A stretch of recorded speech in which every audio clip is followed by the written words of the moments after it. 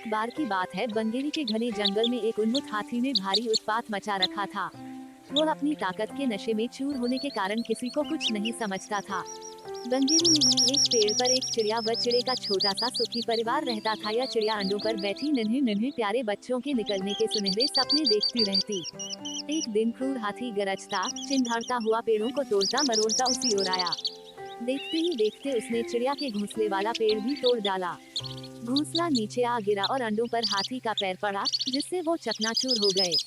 चिड़िया और चिड़ा चीखने चिल्लाने के अलावा कुछ न कर सके। हाथी के जाने के बाद चिड़िया छाती पीट पीट कर रोने लगी।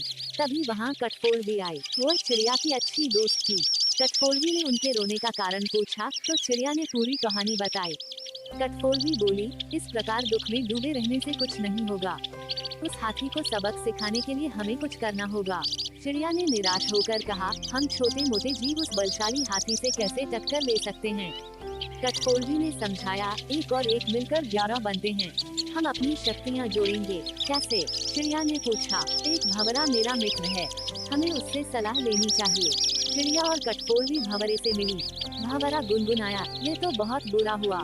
मेरा एक मेढक मित्र है, आओ उससे सहायता मांगे। अब तीनों उस सरोवर के किनारे पहुँचे जहाँ मेढक रहता था। भंवरे ने उसे सारी बात बताई। मेढक गंभीर स्वर में बोला, आप लोग धैर्य से जरा यही मेरी प्रतीक्षा करें। मैं गहरे पानी में बैठकर सोचता हूँ। ऐसा कहकर मेढक पानी में कूद गया। आधे घंटे बाद वह पानी से बाहर आया तो उसकी आंखें चमक रही थी। वह बोला, दोस्तों, उस हत्यारे हाथी को नष्ट करने के लिए मेरे दिमाग में एक बहुत अच्छी योजना आई है। उसमें सभी का सहयोग चाहिए। मेढक ने जैसे ही अपनी योजना बताई, सब खुशी से उछल पड़े। योजना सचमुच ही अद्भुत थी। मेढक ने बारी बारी से सबको अपना अपना रोल समझाया। कुछ ही दूरी पर वो उन्मत्त हाथी तोड़फोड़ मचाकर व पेट भरकर कोंपलों वाली शाखाएं खाकर मस्ती में खड़ा झूम रहा था। पहला काम भंवरे का था। वो हाथी के कान के पास जाकर मधुर राग गुंजाने लगा। राग सुनकर हाथी मस्त होकर आंखें बंद करके झूमने लगा। तभी कठफोड़वी ने अपना काम कर दिखाया। उसने अपनी सुई जैसी नुकीली चोंच से तेजी से हाथी की दोनों आंखें फोड़ दी। अंधा होकर हाथी तड़पता हुआ इधर उधर भागने लगा। जैसे जैसे समय बीतता जा रहा था, हाथी का गुस्सा भी बढ़ता जा रहा था।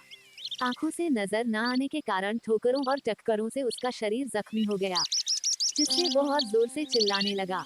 चिड़िया कृतज्ञ स्वर में मेढक से बोली, मैं आजीवन तुम्हारी आभारी रहूंगी। तुमने मेरी बहुत मदद की है। मेढक ने कहा, आभार मानने की जरूरत नहीं है। मित्र ही मित्र के काम आता है। एक तो आंखों में जलन और ऊपर से चिल्लाते चिंघाड़ते हाथी का गला सूख गया। उसे तेज प्यास लगने लगी। अब उसे एक ही चीज की तलाश थी, पानी। मेढक ने अपने बहुत से बंधु बांधवों को इकट्ठा किया और उन्हें ले जाकर दूर बहुत बड़े गड्ढे के किनारे बैठकर टर्राने के लिए कहा। सारे मेढक टर्राने लगे। मेढक की टर्राहट सुनकर हाथी के कान खड़े हो गए। वो ये जानता था कि मेढक पानी के पास ही रहते हैं, तो उनकी आवाज सुनकर वह उसी दिशा में चल पड़ा। टर्राहट और तेज होती जा रही थी।